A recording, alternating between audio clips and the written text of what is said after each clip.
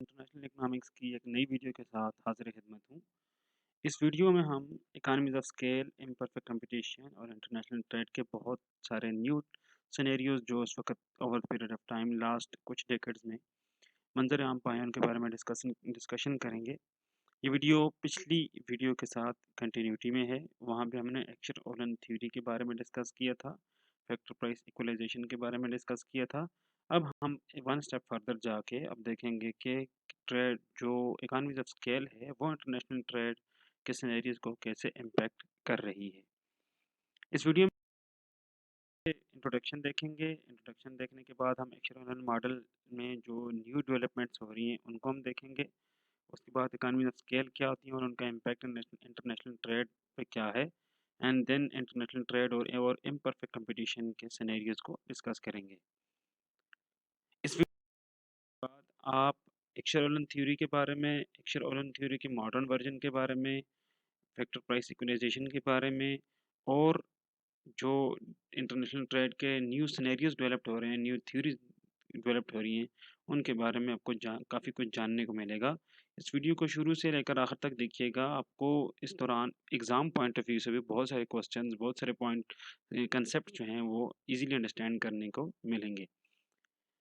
Let's start with introduction कि हमने जो लास्ट वीडियो में एक्शन-ओलन थ्योरी की थी, we face two difficulties. One is that it's जो इस पे जो एम्पिरिकल वैलिडिटी थी इस थ्योरी की, उसमें बहुत सारे क्वेश्चंस अराइज हो रहे थे। वो एम्पिरिकली इतना वैलिडिटी जो है वो शो नहीं कर रहा था, जैसे हमने लास्ट वीडियो के आखिर में लीबनिज़ पैराडॉक्स के बारे में थोड़ी सी डिस्कशन की थी। और दूसरा जो इशू फेस करना पड़ रहा था वो ये था कि जो इंटरनेशनल ट्रेड के सिनेरियोज जो डे बाय डे चेंज हो रहे हैं, वो सिनेरियोज इतने बेहतरीन तरीके से एक्सप्लेन नहीं कर पा रही थी एक्शन-ओलन थ्योरी। तो लिहाजा हमने अब जो उसमें जो गैप्स थे वो फिल आउट करने की कोशिश की। जो न्यू ट्रेड थ्योरीज इमर्ज हो रही हैं, जिनमें जो ज़्यादा एम्फेसिस दिया जा रहा है इकोनॉमीज ऑफ स्केल पे, इम्परफेक्ट कंपटीशन सिनेरियोज पे और न्यू टेक्नोलॉजीज़ जो डेवलप्ड हो रही हैं, उनका जो इम्पैक्ट पड़ रहा है, उसको हम देखने की कोशिश करेंगे। Because in real scenario perfect competition तो एग्ज़िस्ट करना बहुत इम्पॉसिबल सा है। सिर्फ़ परफेक्ट कंपटीशन की अगर हम बात करें तो वो परफेक्टली कम्पेटिटिव मार्केट्स जो हैं, वो किसी हद तक एग्ज़िस्ट करती हैं एग्रीकल्चर रिलेटेड प्रोडक्ट्स में। बाकी और डिफरेंट सिनेरियोज़ में उनका एग्ज़िस्ट करना बहुत मुश्किल सा सिनेरियो है, बहुत मुश्किल सी बात है। तो इम्परफेक्ट कंपटीशन प्रिवेल करता है। इम्परफेक्ट कंपटीशन के प्रिवेल करते हुए जो डिफरेंट ट्रेड की सिनेरियोज हैं, म्यूचुअली बेनिफिशियल ट्रेड की पॉसिबिलिटीज़ हैं, उनको हम डिस्कस करने की कोशिश करेंगे। Theory based on comparative advantage on differences in factor endowment among nations, which leaves a significant portion of international trade unexplained. So we need a complementary trade theory to fill this gap. The new trade theories which emerge, उन्होंने क्या किया कि जो HO model की थी assumption थी उनको कुछ हद तक रिलैक्स किया, कुछ को मॉडिफाई किया और मॉडिफाई करने के बाद दोबारा जो है इस थ्योरी में वो जो है उसको उसी थ्योरी में सर्टेन चेंजेस के साथ प्रपोज की। इनवैलिडेट नहीं की लेकिन चेंजेस जो हैं वो सजेस्ट की। ये जो assumptions हम रिलैक्स कर रहे थे, इनकी रिलैक्स करने ने जो करंट सिनेरियोज़ थी, उनको ज़्यादा हेल्प आउट एक्सप्लेन करने में बहुत ज़्यादा हेल्प आउट किया। जैसे कि परफेक्ट कंपटीशन की assumption थी और कांस्टेंट इकोनॉमीज़ ऑफ स्केल की जो assumption थी, उसको रिलैक्स किया। तो काफ़ी हद तक हमें जो है वो rapidly changing scenarios of international trade market थी, उसको एक्सप्लेन करने में काफ़ी हेल्प आउट मिली। जो assumption चेंज की गई, वो थी कांस्टेंट। आप जो स्केल प्रोडक्शन फंक्शन था उसको चेंज करके उन्होंने कहा है कि यहाँ पे हम अगर देखें इंटरनेशनल ट्रेड सिनेरियोज में, तो इकोनॉमीज ऑफ स्केल प्रिवेल कर रही हैं। इकोनॉमीज ऑफ स्केल तीन तरह से प्रिवेल कर सकते हैं, या वो इंक्रीजिंग रिटर्न टू स्केल हो सकता है, या डिक्रीजिंग रिटर्न टू स्केल हो सकता है, या जो है वो कांस्टेंट रिटर्न टू स्केल हो सकता है। बिल्कुल सादा लफ्ज़ों में इकोनॉमीज ऑफ स्केल को अगर हम एक्सप्लेन करने की कोशिश करें, तो इकोनॉमीज ऑफ स्केल से मुराद है कि इनपुट में आप अगर सर्टेन प्रोपोर्शन से चेंज करें, तो उसकी वजह से आउटपुट पे उनका क्या फ़र्क पड़ेगा। अगर आउटपुट पे जो फ़र्क है, जो प्रोपोर्शनल चेंज है, वो इनपुट में चेंज से ज़्यादा आ रहा है, तो फिर हम उसको इंक्रीजिंग रिटर्न टू स्केल कहते हैं। अगर आउटपुट में जो प्रोपोर्शनल चेंज है वो इनपुट की प्रोपोर्शनल चेंज से कम आ रहा है तो उसको हम डिक्रीजिंग रिटर्न टू स्केल कहते हैं। और अगर proportional change of input and output remain same तो फिर हम उसको कांस्टेंट रिटर्न टू स्केल कहते हैं। या इसको हम दूसरे लफ्ज़ों में ये कह सकते हैं कि अगर हम इनपुट्स को डबल करें, तो जो आउटपुट में जो चेंज है वो डबल से ज़्यादा है तो इंक्रीजिंग रिटर्न टू स्केल होगी। अगर इनपुट को हम डबल करें, तो उसमें उतनी ही चेंज आउटपुट में है आए उसको हम कांस्टेंट रिटर्न टू स्केल कहते हैं।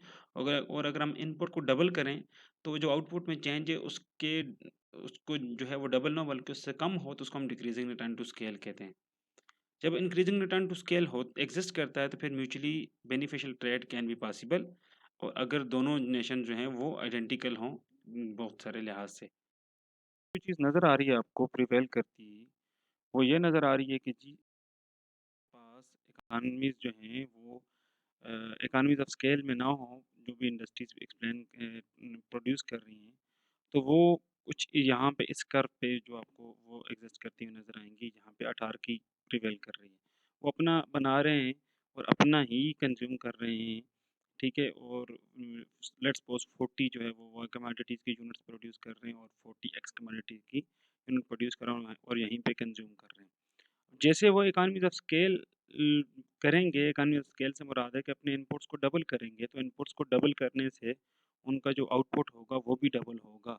तो वो with the passage of time वो इकॉनमीज जो हैं वो मूव कर जाएंगी पॉइंट ए से पॉइंट ई की तरफ जो कि न्यू जो आपकी उनकी जो रिसोर्स लाइन है उस पे वो एग्जिस्ट कर रहा है। वो जो नेशन वन है वो जो पॉइंट बी से ऊपर की तरफ जाना शुरू करेगी पॉइंट टुवर्ड्स पॉइंट ई।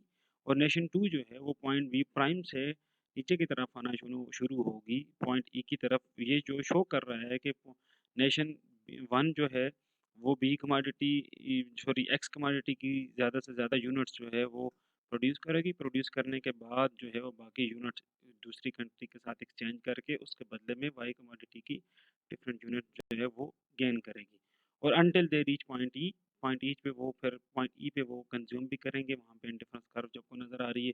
अब उनकी डबलिंग ऑफ इनपुट से आउटपुट में ज़्यादा इजाफा हो रहा है। लिहाजा अब जो इकानमी ऑफ स्केल है वो आपकी वर्ल्ड इकानमी की ट्रेड को ज़्यादा इन्हेंस करी because utilization of resources optimally और रिसोर्सेज ज़्यादा बेहतर तरीके से इस्तेमाल हो रहे हैं। इकानमीज ऑफ स्केल जो है वो एक तरह से इंसेंटिव प्रोवाइड करेगा उन प्रोड्यूसर्स के लिए जो मार्केट में थे पोटेंशियली मौजूद थे जो अपनी पोटेंशियल से कम पे काम कर रहे थे कि अब जब वो इकानमीज ऑफ स्केल सक्सेसफुल होते हुए नज़र आएंगे उनको मार्केट में तो लिहाजा वो ज़्यादा से ज़्यादा अपनी रिसोर्सेज डाइवर्ट करेंगे उस सेक्टर की तरफ उस कमोडिटी की तरफ और मोर एफिशिएंटली प्रोड्यूस करने की कोशिश करेंगे। वहाँ जब एफिशिएंसी आएगी तो प्रोडक्टिविटी ऑफ रिसोर्सेज भी होगी एंड और productivity of that economy and that sector भी प्रिवेल करेगी।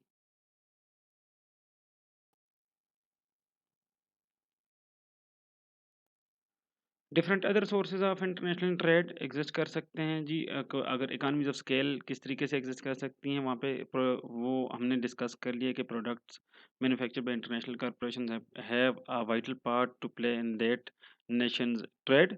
सिमिलरली जो पास्ट डेकेड में हमने देखा कि इंटरनेशनल ट्रेड के जो डिफरेंट कंपोनेंट्स हैं वो बहुत रैपिडली इंक्रीज़ हुए हैं जिसकी वजह से प्रोडक्शन फैसिलिटीज़ जो हैं वो एक नेशन के बजाय ज़्यादा नेशंस में कंपनीज ने सेटअप करना शुरू कर दी।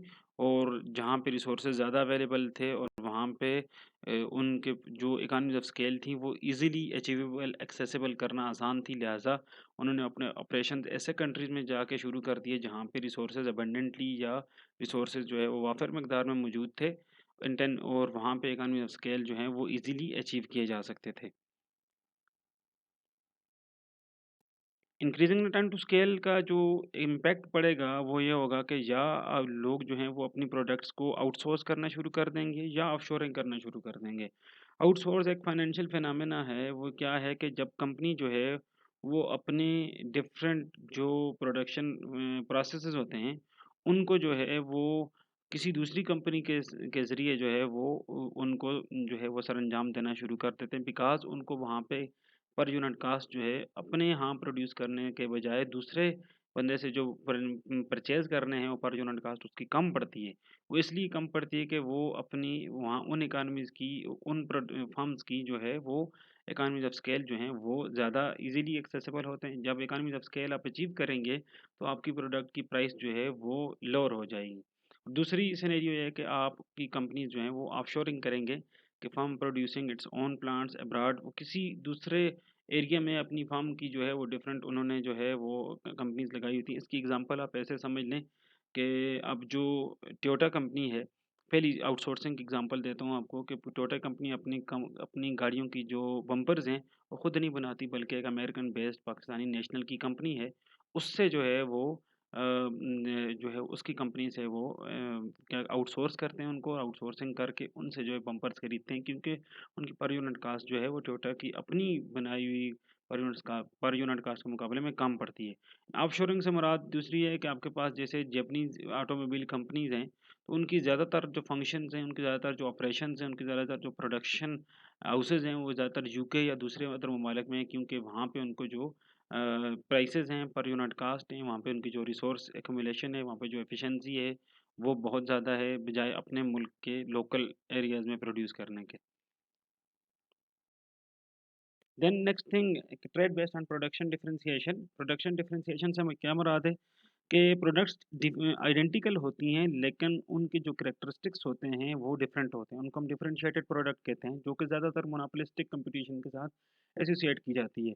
जहाँ भी इम्परफेक्ट कंपटीशन होगा तो इम्परफेक्ट कंपटीशन में फर्म्स जो हैं वो किसी न किसी तरीके से वो उनकी कोशिश क्या होती है कि वो मार्केट में जो प्राइसेज़ हैं, मार्केट के जो शेयर्स हैं, उनको किसी तरीके से इफ़ेक्ट कर सकें, उन पे किसी तरीके से इम्पैक्ट डाल सकें। लिहाज़ा कहीं पे प्रोडक्ट डिफरेंशिएशन की जाएगी, कहीं पे मोनोपोली पावर्स रखे जाएँगे, कहीं पे जो है वो कार्टेल्स बनाए जाएँगे, कहीं पे क्लूसिव और नॉन क्लूसिव ओलिगोपोलिस्टिक बिहेवियर के थ्रू, और कहीं पे गेम थ्योरी के बहुत सारे एस्पेक्ट के थ्रू वो क्या करेंगे, कोशिश ये करेंगे कि जी मार्केट का ज़्यादा से ज़्यादा शेयर उनके इन्फ्लुएंस में होना चाहिए। तो डिफरेंशिएटेड प्रोडक्ट जब होगी तो फिर वहाँ पे ट्रेड की क्या सिनेरियोज़ होंगी। डिफरेंशिएटेड प्रोडक्ट अब मैंने आपको समझा दिया कि जी आइडेंटिकल प्रोडक्ट्स होती हैं लेकिन उनकी जो कैरेक्टरिस्टिक्स होते हैं वो डिफरेंट होते हैं।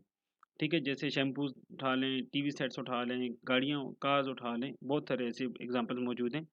और दूसरा जो है वो उसका डिफरेंट दूसरी जो इसका एस्पेक्ट है कि आपका अगर आपके पास होमोजीनियस प्रोडक्ट्स हों कि जो बिल्कुल सेम हो, उनकी जो क्वालिटीज़ हैं, कैरेक्टरिस्टिक्स हों, बिल्कुल एक दूसरे से मिलते-जुलते हों। जब मोनोपोलिस्टिक कंपटीशन एग्जिस्ट करेगा तो मोनोपोलिस्टिक कंपटीशन की मेन कैरेक्टरिस्टिक्स है ही है कि दे सेल डिफरेंशिएटेड प्रोडक्ट, और उस डिफरेंशिएटेड प्रोडक्ट के थ्रू जो है वो मार्केट के अपने जो पार्स हैं वो अपने हाथ में रखने की कोशिश करते हैं, मार्केट के शेयर ज़्यादा से ज़्यादा बाई करने की कोशिश करते हैं, क्योंकि वो अगर वो अपनी बहुत सारी सेम प्रोडक्ट की डिफरेंट उन्होंने जो है वो ब्रांड्स या जो है क्लासेस या डिफरेंशिएशन की होती है कि अगर बायर एक प्रोडक्ट ना पसंद आए उसको ना खरीदे तो दूसरी खरीद ले, दूसरी ना पसंद है तीसरी खरीद ले। इन नटशेल जो मार्केट में जो कस्टमर है वो एसोसिएटेड उनकी कंपनी की प्रोडक्ट के साथ ही हो, वन वे और अदर वे में।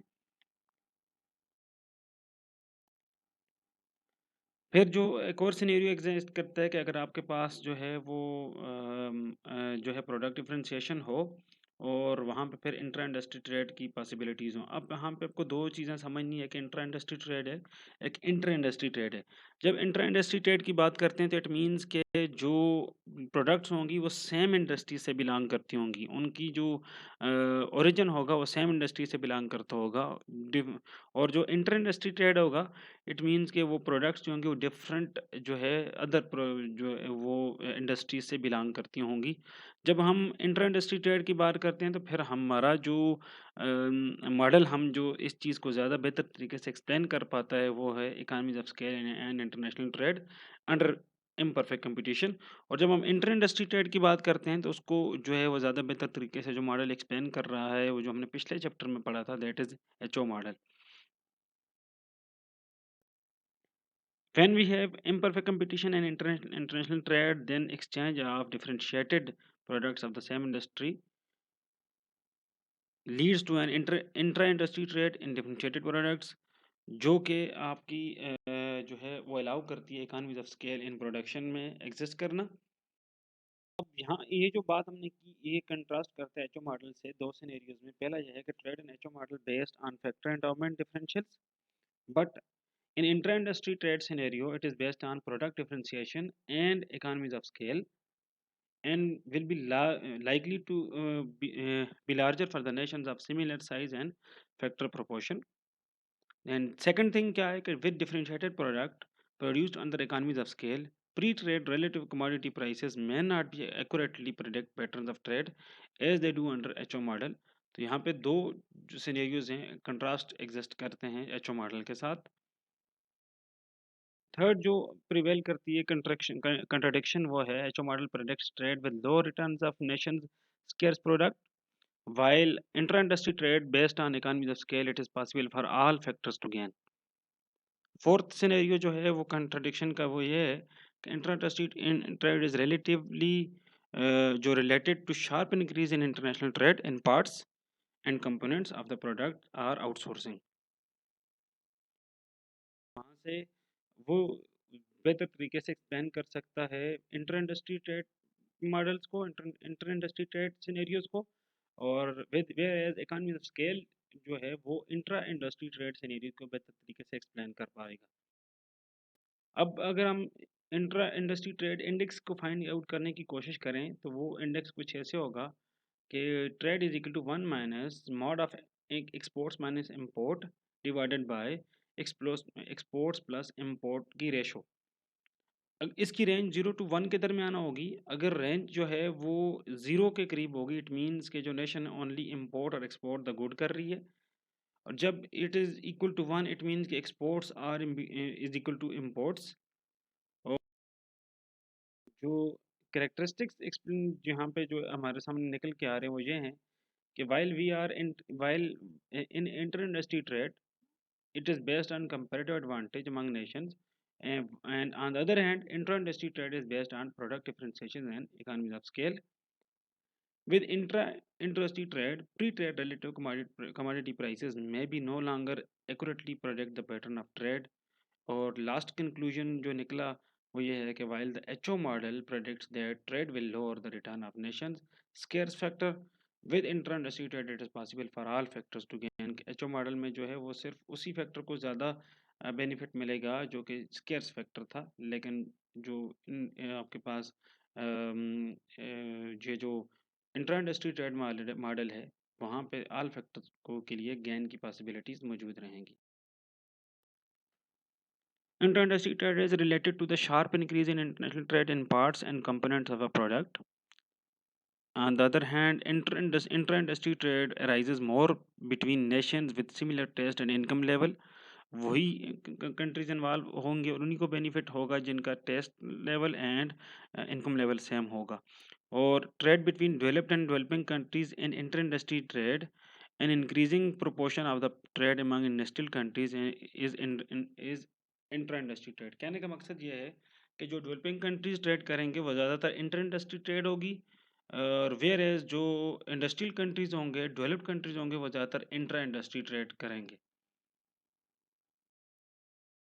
इंट्रा इंडस्ट्री ट्रेड का इंडेक्स अगर हम निकालें तो वो हम कैसे निकाल सकते हैं, वो ये है कि जी 1 minus mod of exports minus import divided by exports plus imports. तो अगर टी की वैल्यू 1 के करीब आएगी तो इट मीन्स कि इंट्रा इंडस्ट्री ट्रेड हो रही है उस मुल्क में, और अगर टी की वैल्यू इक्वल टू 0 आएगी तो इट मीन्स के इंटर इंडस्ट्री ट्रेड हो रही है उस नेशन में। So this is all from this video. इंशाल्लाह नेक्स्ट वीडियो में मिलेंगे किसी नए टॉपिक के साथ। टिल देन खुदा हाफिज़।